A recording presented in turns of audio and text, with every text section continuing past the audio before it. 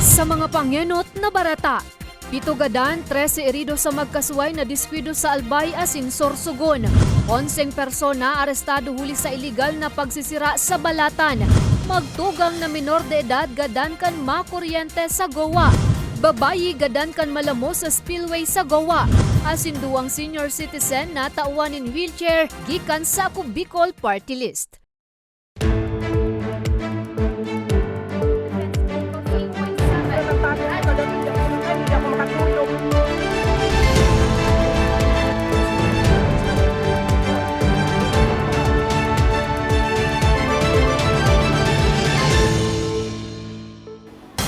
Maray na hapon, Lunes, Enero 30 taong 2023. Uninan mga baretang tatak Bicol. Madadangugman ang mga baretang ni sa 88.7, Radyo Ragon Catanduanes sa 90.7, Radyo Ragon Legazpi.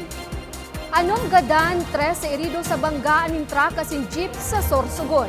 Detalye sa report ni Nomer Corporal. Ang pangarap niya, kaya nga nito niyan, ang pinasulog ko siyang bado. So, uniform niya. Sa pag-eskwela. Gusto niya makatapos. Desidido talaga. Emosyonal na pigistorya ni Tatay Hinerio kang barangay Kumadgad, Castilla, Sorsogon. Ang mga pangiturogan kan sa iyang 17 anyos sa si Janel Abarientos na paggraduar na kuta sa senior high school. Mga pangiturogan na imposible nang mangyari. Saro kaya si Janel sa mga binawian ng buhay sa nangyaring aksidente sa barangay San Rafael Camparehong, Banwaan. Hapon kang Biyernes, Enero 27 kan mangyari ang aksidente. Apwera kay Janel, 5 pang iba ang binawian ng buhay. Pag uli ko digdi, yun na ito, nagkaribok na dyan sa ano. Ano nga yan? Nasag-sag ka mga yan. Naraman mo na nga yan. So ano niya ako? Nakasabay nga sa aksidente so si Agumo. Oh, yun na ito. Sus, hindi ko na maaraman sa gigibuhong ko. Sigun sa Castilla Municipal Police Station, pasiring ko tampang pasahirong jeep sa Sorsogon City. Alagad may pigli kayan ining lubak rason para makabalyo ng linya, asin makabangga sa kasabata na truck. Ang jeepney ay nataranta. So sa madaling sabi, nataranta siya, hindi siguro malaman na wala na, dahil nataranta, hindi niya na makontrol ang jeep niya. Kumbaga sabi ko luminokso o tumalon palabas ng jeep. So ganun na lang po ang impact ng pagbangga noong jeep sa truck.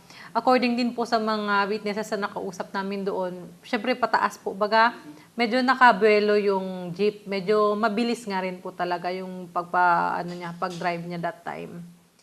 So, Apwera sa mga binawian ng buhay, 13 naman ang irido sa aksidente. Bigla na lang po dumaan sa lubak ng kalsada, tapos ayun na po nagkagulo na po, tapos pag hinto ng jeep, nakita ko sila nasa jeep. Depensa naman kang pahinanti kan truck, na bigla na sa nadasindakan makalaog sa indang linya ang jeep. Pagawin na rito sa kanan. Ang problema, biglang pumasok yung jeep. Akala, nagulat kami, bakit bigla siyang pumasok. Sabi ko, Diyos ko po, yun na lang po nasabi ko. Wala na ho kaming nagawa. Hindi na ho kaya dahil napakalaki ho ng pagkakatulak sa amin dito eh. Binisto ang driver kang jeep na si Rodolfo Licop Jr., 53 anyos, na nagpurbar pa subot ining magdulag, alagad na susugban sa mga otoridad sa sarong ospital. based sa investigation, doon po sa sketch ng sa traffic, sa mga lahat ng ebidensya na nakuha po sa pinangyarihan, ang jeepney driver, kumbaga lahat po nagpo-point sa jeepney driver na siya po ang naging kumbaga negligent sa pangyayari. Naatubang si Licop sa kasong reckless imprudence resulting to multiple homicide and damage to property. Mientras tanto, nagpaabot naman ng pakikidumamay ang Department of Education sa pamilya Kantulong Paratukdo, nakaiba sa mga binawian ng buhay sa aksidente. Para sa mga baretang tatak Bicol, Nomer Corporal. Lalaki gadan kan ma-sideswipe nin truck an pigmamanehong motorsiklo. Nagbabalik si Nomer Corporal. Sasakay na sa mobil, sasakay na. Dead on the spot ang 35 anyos sa si Mark Christian Realobet, kang barangay Arimbay, Legazpi City, matapos na madiskwida ang pigmamanehong motorsiklo. Pasado alauna kasubong maagon sa pangkansarong pribadong eskwelahan sa barangay Rawis kang syudad maning Legazpi. Sigun kay Police Chief Master Sergeant Henry Murapuentes, traffic investigator kang Legazpi City PNP, gikan ang biktima sa barangay Bunot. Mantang pigbabaybay ang lugar kang pinangyarihan, bigla subot na nag-overtake ang kasunudan kaning truck na nagresulta sa pagkaka-sideswipe sa motorsiklo kang biktima asin pagkakapairarom kay ni sa truck sundo sa maligidan ning rida ang payo kang biktima. Pag overtake kang truck sa walang parte, si motorsiklo gumawing sa kaliwa. Kung saan ini po nasabitan po ini, sumabit naman sa butngang parte, kang kanang parte kang truck. Particular ito naman sa may compartment, utility box. Pagkatapos, ini si driver, suminungal naman sa si rarom, dahil lang kang ini nagulungan sa payo. Tulos man na naarestar ang driver kang nakabunggong truck na binistong si Ryan Marcos. Kang tropa ng PCV5, so ang nangyaring aksidente, buda na nasusog man tulos sa truck na nagpundo man sa inutan. Bali po, pigka paprocess mi na po ang inquest proceeding, kakasuhan ta po yun ki reckless imprudence assaulting in homicide. Sa datos kang ipatura, ngunya na bulan, ininang ikatulong vehicular accident sa nasambit na tinampo, kung sain, anas may binawianing buhay. Para sa mga baretang tatak Bicol, Nomer Corporal. 11 persona arestado huli sa iligal na pagsisira sa Camarines Sur. Detalye sa report ni Carmelo Balya. Naaprendihir kan pinagsararong puwersa kan Bureau of Fisheries and Aquatic Resources sa Philippine Coast Guard an 11 parasira lunad din sarong medium-scale commercial fishing vessel maaga kan Enero 27 matapos na maaktuhan na nagsisira gamit ang pangulong sa kadagatang sakop kan Balatan, Camarines Sur. Sigon kay Noni Inolva, tagapagtaram kan BFAR Bicol, may igot ng gadid ng ipinagbabawal ang pagsisira na daing karampatang dokumento na gikan sa indang departamento o kan lokal na gobyerno na nakapalaman man sa Fisheries Code. Paglilinaw ni Inolva, papagmultahon alaga da ikukulong ang mga naaprehendir na parasira, huli ta lisensyado man ang mga ini. Alagad malinaw na nagkaigwan ng bayulasyon sa Republic Act 10654, Section 86 o unauthorized fishing, as in Section 95 o use of active gear in municipal waters based in other fishery management areas. Ang saro po na offender may avail of an administrative settlement bilang sa iyang karapatan twice within the 3-year period kan sa indang lisensya. And kang nakaaging Biyernes po din in the afternoon nakapag file po ini ka itong offer to settle niya sa administrative adjudication committee ni. Nakumpiskar sa mga parasiran apat na banyera nin man iba-ibang klase nin sira na nagkakantidad 18,000 pesos mantang nasa kustudiya naman kan otoridad anadakop na fishing vessel. Tulos lang po na ipaabot po sa Samuyang Command Action Center through hotline number 0919-497-0286. So sa kasalukuyan po ang NCS vessel is yaon digdi within the Fisheries Management Area 7 na nagpapatrolya. Asigarasyon kan ahensya, mas pangpapaiguton nindangon yan ang sa indang Fisheries Protection Law Enforcement ngani mapanimbag ang mga iligalista sa kadagatan asin maging patanid naman sa mga padagos na nagbabalgar na parasira. Para sa mga baretang tatak Bicol, Carmelo Balya.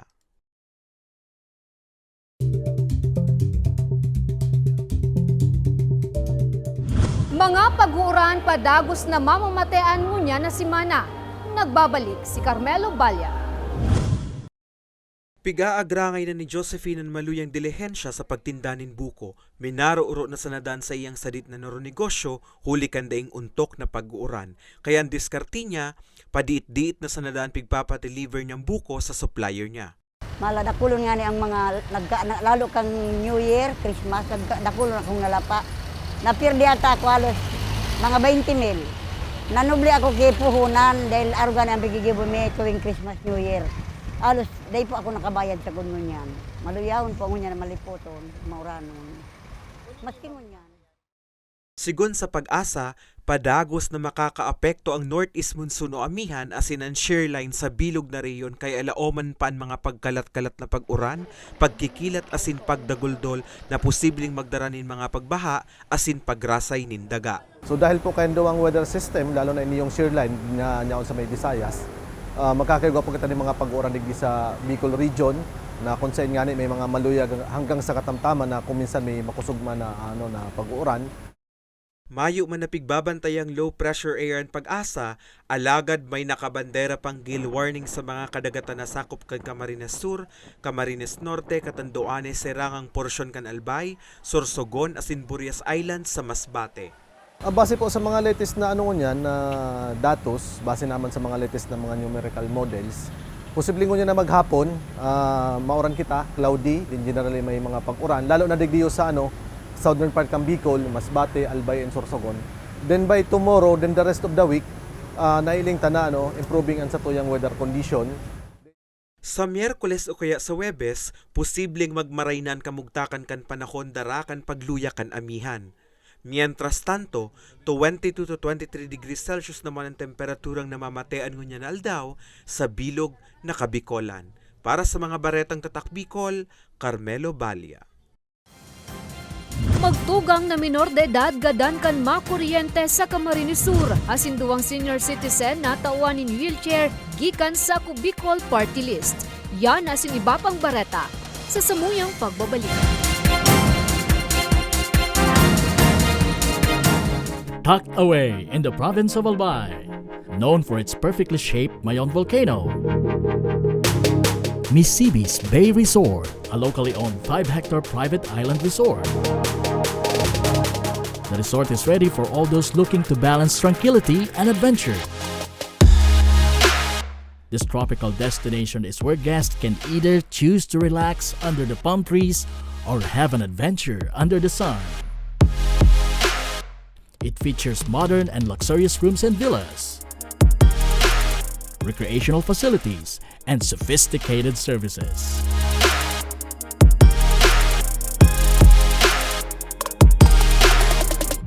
Come and experience Misibis Bay Resort, your tropical island getaway.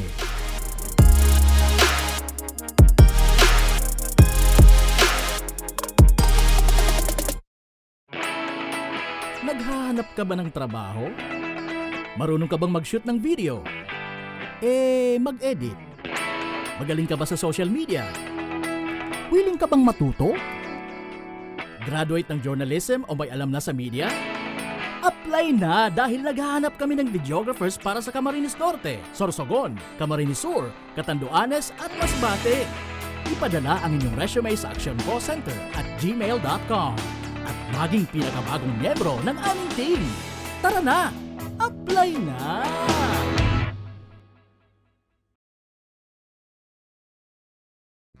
Sa imong ka nagpapadagos na pandemya, daima nag-uuntok sa pagriparo ang satuyang satiring partido, ang Ako Bicol Party List, yaon pirmi sa pagpadangat kan mga kasaraditan, sa tabang kan manto ni ina, ano man na panahon, hain ka man sa Kabikulan. Viva la Virgen! Viva Nuestra Señora de Peña Francia!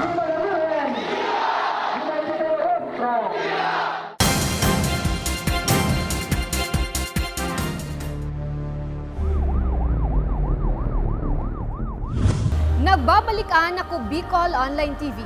Magtugang na menor de edad gadan kan makuryente sa Camarines Sur. Detalye sa report ni Nomer Corporal. Dain na nakaabot pang buhay sa ospital ang minor de edad na magtugang kang barangay Panday Goa, Camarines Sur. Kan makuryente poko mas o menos alauna ning hapong kang Biyernes Enero 27. Binisto ang mga biktima na sinda Greg Mojado, 12 anyos, asin si Christopher Mojado, 15 anyos. Sa impormasyon, mantang namumutuling po ning batag sa likod kang kataid na residensya ang magtugang. Aksidenteng naugpaan kang pinutol na po ng live wire na harani sa lugar. Rason sa pagkakakuryente ni Greg na binalo pa mangkot ang isalbar ni Christopher alagad na kuryente man. Suddenly, yung electric wire na na-damage nung natumba yung saging, na-damage yung electric wire, and then yun yung nag-cause doon sa dalawang bata para makuryente po sila. Tulos mangkutang inaragapang kang mga residente sa lugar ang duwang biktima. Alagad pigdeklaraman sa ng dead on arrival. Pinapaalalahanan po natin yung ating mga magulang na before po natin uutusan yung ating mga anak, tingnan din po natin kung baka meron pong yun nga po mga nakalaylay or natumba nga po doon na, syempre po natumba, aksidente rin po ito. Kung may nakita po tayo dyan na mga nakalaylay na mga kable ng kuryente, ipagbigay alam kaagad natin ito or isanggunin natin sa electric utility company na nakasasakop po doon sa ating lugar. Sa presente, nakapatente na ang magtugang sa sindang residensya. Nangapudan maning asistensya sa pagpapalubong ang pamilyang nabayang ka mga biktima. Para sa mga baretang tatak Bicol, Nomer Corporal. Babaye gadan kan malamos sa spillway sa Camarines Sur. Detalye sa report ni Maria Lorenzana. Mayo ng buhay kan madukayan ang hawak ka 51 anyo sa si Gina Barde. Residente kan Barangay Scout Fuentebella, Gowa, Camarines Sur, matapos na malamo sa spillway kan nasambit na barangay poco mas o menos alas 10 din aga kan Biyernes, Enero 27. Sigun sa Local Disaster Risk Reduction and Management Office, nagtatrabaho bilang barangay tanod si Barde, asin iyuan nakatokang magbantay sa Laki-Laki Elementary School. Antes an insidente, hinatod sa buot kan biktima sa saindang residensya an sa iyang aki huli ta suspendido na ang klase dara kan pag-uuran. Kan pauli, hanggang tuhod pa sa nasubot ang baha sa spillway. Alagad kan pabalik na sa eskwelahan, lampas tawo na. Sa ibong kaini, pinirit pa kan biktima na makabalyo na naging rason man kan sa iyang pagkakabutod. Pasado alas 2 na nin hapon kan ma-recover ang hawak ni Barde. Siguro sa iyang isposo, nakaulat at Sigma. Itong sinis Gina Barde, trainer ni matibay maglangoy. Alagad, nituli siguro sa iyang sa edada naman, tapos nalipot pati tubig. Sinurit ko itong magdalyo, maglangoy. So, nagdumangali siya sa siguro halangkaw, tangaling siguro, pigkar ko lagi na kung makakadalyo siya, ma-exakt ko siya di magkamabalyo. May nakahiling pa man subuot kay Barde na nakakapot sa sanganin kahoy. Para mientras na nadaang naghali ngani maghaga din asistensya. Alagad, day na naabutan pa si Barde. Isang nag-ano po kami, nag-aabang. Duman po sa kuyang mga responders na malito po duman sa nasabing lugar. Kapag sa Balyong Pangpang na naaraman nila, na-recover na, na-retrieve sa pangkapamilya. Bandang alas 2 nila hapon. 2 kilometers away po duman sa pinangyarihan. Doon man po nagpundong harana na nakasabi po sa sarong kahoy. Patanid kan otoridad, pirming mag-andam asindain na magpumirit pa in kaso delikado ang sitwasyon na lalaugan. Sa presente, nakapatente na ang bangkay sa saindang residensya. Para sa mga baretang tatak, Bicol, Maria Lorenzana. Duwang senior citizens sa Camarines Sur natauanin libreng wheelchair kanako Bicol Party List. Detalye sa istorya ni Carmelo Balya. Nadidipisila na ang 78 anyos na si Fekan Sonwan Lamon Gowa, Camarines Sur sa paglakaw. May mga pig-iinda naman kaya siya sa salud. Kaya labi na sa nansayang kaugmahan, kan makaresibi siya kan libreng wheelchair gikan sa karahayang buot kan ako Bicol Party List. Pasalamat po ako sa Indo. Inanuhan po ako ng Indo kaning wheelchair. Isa na po yan. Nakulaon po ang pagpasalamat ko. Ang ina ni Jocelyn si Erlinda na 12 taon ng stroke patient sa Roman sa mga naging benepisyaryo kan partido. Ining handle sa duwang gilid, medyo na po, bagaraot na ang pagkakanya, may man siya, may laaganan ng pagkakan. Medyo nagtataratagilid na po kaya. Biyernes, Enero 27 kan magdayon ako Bicol Party List sa partido area para sa distribusyon ng libreng wheelchairs na naging posible sa tabang kan Children's International.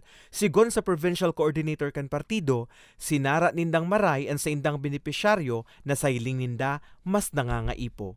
Per evaluation talaga natin, nangailangan talaga siya ng wheelchair. So kumbaga sa doon pa lang sa pre-evaluation na ginawa ko, inassess ko na rin doon na talagang dapat mabigyan natin siya ng tulong ng wheelchair. So nandito po tayo sa ngayon, ito actual po natin ginagawa, yung pag-assemble po ng wheelchair para po ma-check din natin na kung yung ay suit doon sa katawan ng ng pasyente, kasi meron po tayo kasi mga pasyente na yung bibigyan na lang natin ng biglaan, yun pala hindi naman kasya. Total na 16 na wheelchairs ang nakatalaan pang ipanaokan partido, sigon sa project coordinator kan partido na si Sally Luces, 3 ang ididistribute rinda sa Sorsogon, asin 13 ang naipanaunan ninda sa Masbate, Camarines Sur, asin Albay. Ang Ako Bicol Party List, especially si Congressman Saldico and Congressman Jill Bongalo, na may agency na nagtitiwala sa Ako Bicol na kami mismo yung pupunta sa recipient or beneficiary na makapagbigay na itong wheelchair. May darating pa po kaming wheelchair from Children International Philippines, and aside from Children International Philippines, we are very lucky also na mabigyan din ng wheelchairs from PCSO, and also meron din tayong partnership with the Department of Health. Kaya sobra-sobra ang ating pasasalamat ng Ako Bicol Party List sa mga nabanggit kong ahensya. Parte ang programa sa nagpapadagos na tabang sa karahayan, programa kan Ako Bicol Party List. Para sa mga beretang tatak Bicol, Carmelo Balia. Asin yan ang katripunan kan mga baretang tatak Bicol. Ako si Jen Nunez. Salamat!